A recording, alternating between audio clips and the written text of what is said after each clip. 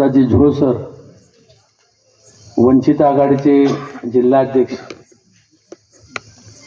आदिनाथ कारखान्याचे माजी संचालक लालासाहेब जगताप, उपस्थित सर्व बंधू आणि भगिनी,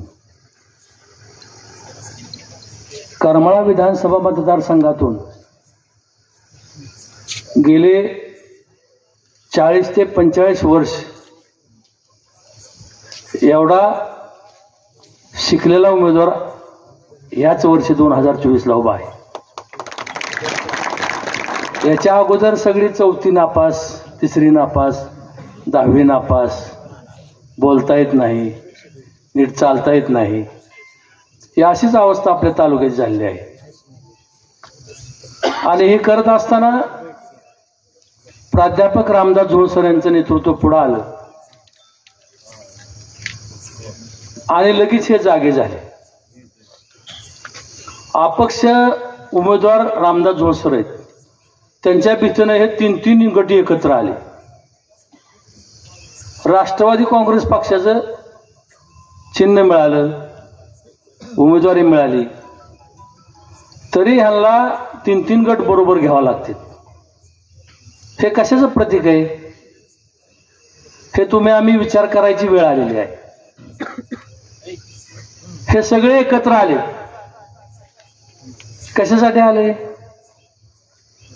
आदिनाथ कारखाना बंद आहे तो चालू करू म्हणून त्याच्यासाठी आले का? मकाई कारखाना बंद आहे तो आपण शेतकऱ्यासाठी चालू करू म्हणून आले का? जातेगाव ते टिंबुर्णी रस्ता बंद आहे ते चालू करण्यासाठी एकत्र आले का? ऊसाची बिलं मिळत नाहीत ते मिळून देण्यासाठी एकत्र आले? कशासाठी आले? हे कधी एकत्र आले का? तो आपण एकत्र येऊ आणि आदिनाथ मकाई चालू करू, शेतकऱ्याचे त्यात हित आहे ह्याच्यासाठी एकत्र आले असतं बरं वाटलं असतं. हे म्हणते जिल्हा परिषद एकाकडं, मार्केट कमिटी एकाकडं, पंचायत समिती एकाकडं, हे वाटून घेतात. जुनं ह्यांच्या बापाची जी इस्टेट आहे, ही इस्टेट ह्या समोरच्या बसलेल्या ह्यांच्या बापाची.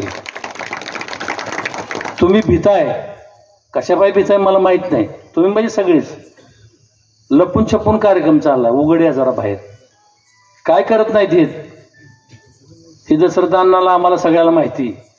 मी अख्ख्या पूर्ण या दौऱ्यात आजच बोललो, खरं माझी बोलायची इच्छा नव्हती. अण्णा बोलतेत, सर बोलतेत, मी आपला मागा असतो, पण मला सगळ्यांनी म्हणले 2 शब्द बोला म्हणून मी बोललो, ह्यांचा मान ठेवला मी.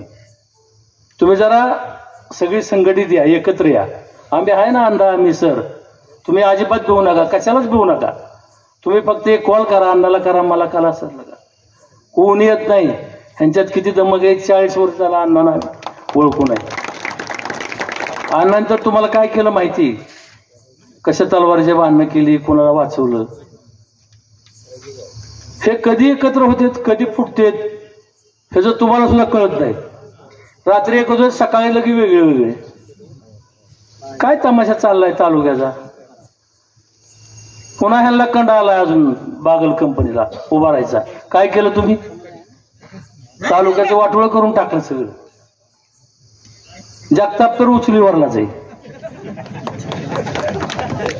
तुम्हाला सांगायची गरज नाही. पूर्वी 100 एकर जमीन असायची, त्यात गडी यायचे तिथं. ही म्हणला का नाही तुम्हाला 1 लाख उचल देतो, दुसरा म्हणणार मी 1.25 लाख देतो, तिसरा म्हणणार मी 1.5 लाख रुपये उचल देतो. तसं यांचं उचलीवर चाललंय. ही 50 लाख देतो म्हणलं, दुसरा म्हणतो मी 60 लाख देतो. कार्यकर्त्याचा विचार नाही, त्यांचाच विचार आहे. ही सगळी गुंतागुंती चाली, ह्याच्यातनं सुटका करण्यासाठी हे खरं तर मी धन्य मानतो यांचं, म्हणजे देवाचे धन्य मानतो की असा उमेदवार आपल्याला दिला. आपलं भाग्य आहे, हे भाग्य डावलू नका. हे उमलतं नेतृत्व आलंय तालुक्यात. आम्ही येडं नाही अण्णा, आम्ही ह्यांच्या मागे जायला. आम्ही बुद्धिवादी माणसं आहे, बोलून दाखवत नाही जास्त.